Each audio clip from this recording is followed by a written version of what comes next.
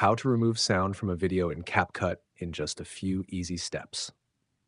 To remove audio from a video in CapCut, start by opening the app on your phone and either creating a new project or selecting an existing one.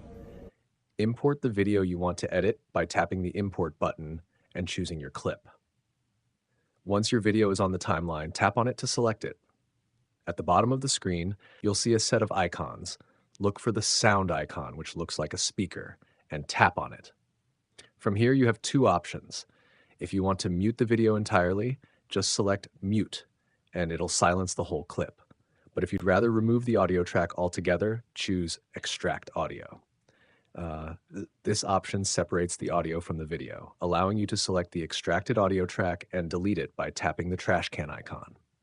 Once you've made these changes, preview the video to confirm that the sound is gone.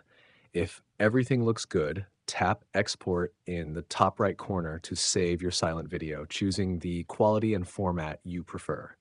CapCut will process the video, and then you'll be all set. Thank you so much for watching this video. Subscribe.